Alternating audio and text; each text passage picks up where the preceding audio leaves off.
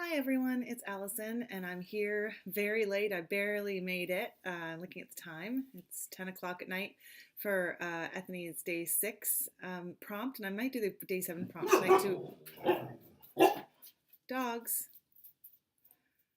My videos will be forever interrupted by pets. We'll see how this goes. Um, so today is decks I crossed off my wish list. Oh yeah, I was going to say that I might do tomorrow's prompt tonight as well, just because tomorrow I have a super busy day. So decks I crossed off my wish list this year.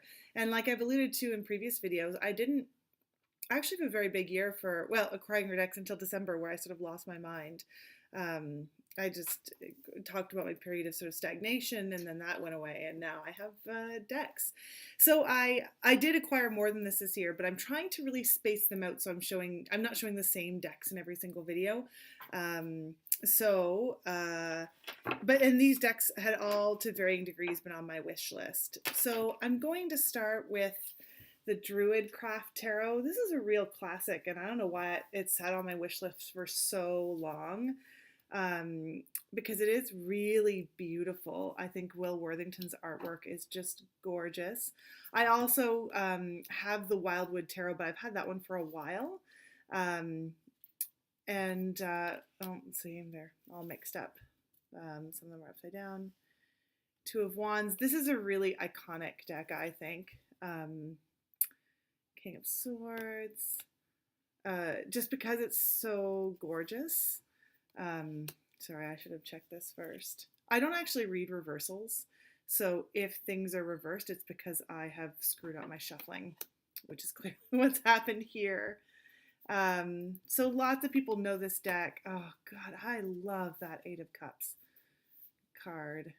Just like the climb ahead, but the beautiful skies and the moons and the waterfalls. Mwah. This is the picture on the front of the box. I did get the little box, which comes with a little guidebook. And again, because I was after it for a while, or just sort of thinking about it for a while, I actually bought the app. So I have the whole book on the app. But the reality is I just never use the app. I just don't do a ton of reading on I still like paper books. I thought I was going to be saving money. It's gorgeous too. But in the end, I think I'm going to probably buy either a set with the book or the book. I want to edge this deck. It is massive. Now, I have really big hands. I was a piano player and a volleyball player. So the big deck doesn't bother me, but I've seen some trimmed and they're just so gorgeous. And I don't normally like small decks. Like I have a few decks in a tin that I never use. So I might just go ahead and trim it up. And then if I screw that up, because it'll be my first ever trim deck, which I probably will, then I can buy another one with a big book and problem solved. So, oh man, Will Worthington, I tell you, just great. So that's the Druidcraft. I actually haven't used it as much as I thought I would. But I think when I finally got it, because I had the app and I'd seen it so often, I was kind of used to it. So it wasn't like a big, shiny new, get on it right away. But maybe I'll put that on my list of things to use more in the upcoming year, although I also have a bunch of those. So that's number 1. Where should I go next? I guess I'll just go in order. So number 2, this one I actually did a separate video about too, and I talked about my worries about this one. This is the Greenwood Tarot. And you can acquire a copy of this deck if you can't get your hands on a first edition, which is well nigh impossible. I'd had the Wildwood for a while, and I had been trying for a while. Just couldn't. And then I found the For Love of Cards Facebook page where you could find the images and print the cards yourself. And I want to be clear. I mean, you can do this too if you're watching this video. But I really...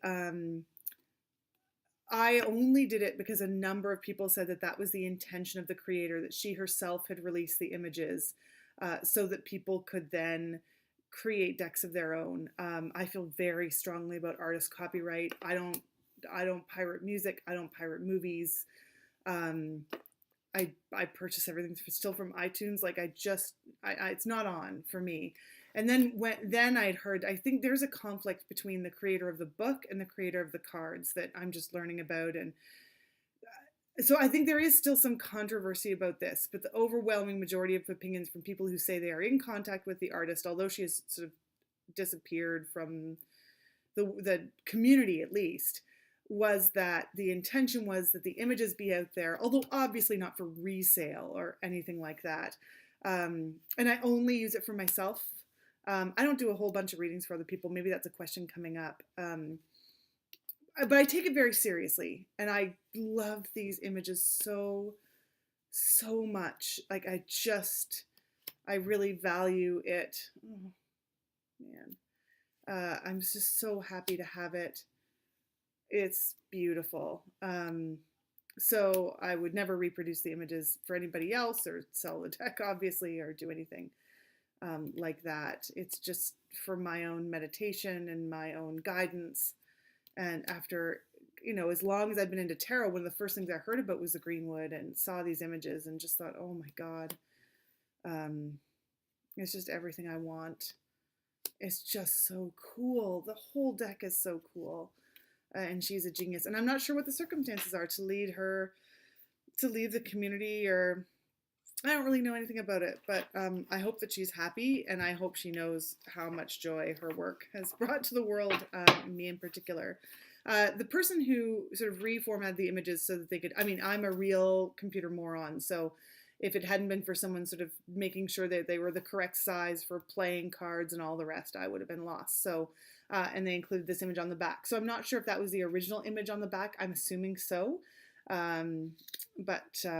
Yeah, the Greenwood. And so I feel I'll maybe link my other video below, although that's kind of a video about Wild Moon Woman, but the second half of it, I'm like, am I going to tarot jail for doing this? Because I heard about the controversy after I had done this and was fairly certain everything was okay. But man, yeah. Oh, okay. Let's just take a look at one more. Come on, what a gorgeous deck. So so happy, guys. Okay, deck number 3. Again, I just got in December, and this one I had on my list for a long time because of Katie Flowers' just never-ending endorsement of this deck. This is the Gill Tarot, and I know that now a lot of people are into it because it was re-released by US Games. US Games will not ship to Canada. I think it's the only company I've heard of that just won't do it. I don't really get why. So this came out, well, first of all, it was delayed on US Games. Oh, there's the back. Did I show you that already? But yeah, people know. See, I unboxed them so that I wouldn't fumble on camera. But it was really, really popular when it first came out, and then it went out of print. And the first time I heard about it was on Katie Flowers' site, and she loves it. And I just think the artwork's really beautiful, and I think it's a very cool deck. It's Thoth, or Thoth, or Toth, or Toth, or I don't know how to say it even, inspired, which is not a system I'm at all familiar with, so this will be my first foray into that. I do have a Thoth deck that I found at a used bookstore that I picked up just to have, but I don't really understand the system or know anything about it. But I really dig the cards, and it's so funny because I'm so fickle. In an earlier video, I said quite rightly that I don't like keywords on cards, but here we are, and I like this one. Oh, don't know. I'm a weirdo, basically. The artwork's really beautiful. I like the card size. So yeah, it really works for me. I like it a lot, and I don't know if I'm using it like Thothy. I don't know if I'm Thothing it up. Oh, but I like it. I like using it, and I've read with it just a couple of times because it's quite new to me. Oh yeah, but anyway, so US Games won't ship to Canada, and then I was watching Amazon.ca, and it just wasn't coming up, and I was like, man, it's been released, and I'm still not going to be able to get this deck. But eventually, I got it through Bookery, I think Book Depository, finally, and it wasn't expensive. It was, they have free shipping, and because I wasn't sure how the keywords and the pips were going to go for me. But I really like it, and I'm really glad to finally have it. I'm excited to work with it. And it might be a great way for me to go into Thoth if I decide that that's a direction I want to go. Because it's just approachable, and the artwork's just gorgeous. And I love the square cards, and I just really like it. So it's the Gill Tarot. And finally, I teased this earlier in the week. If you've watched any of my videos so far, you know that I have love for the work of Robert M. Place. And this one had been on my wish list for a while. This is the Tarot of the Sevenfold Mystery. I do have the 3rd edition of the Alchemical Tarot. Even though it was hard to find, the 4th edition was the one that was more readily available. But again, it costs a lot to ship to Canada. And I really love the back of the Alchemical Tarot. And that's probably going to turn up some point in this tarot challenge as well. So we'll talk about that. I don't know what I can say about Robert M. Place that I have not already said. His work is stunning. He's a genius. There's a lot of similarities between the Sevenfold Mystery and the Alchemical. And I haven't had this for very long. God, it makes my December sound really... It's because I went to this specialty store in Toronto and I bought a bunch of stuff, which I probably shouldn't have right before Christmas, but... so I haven't had a chance to work with it. And to be honest, I'm a little intimidated, even though I have these decks by Robert Place, particularly Alchemical and Sevenfold now.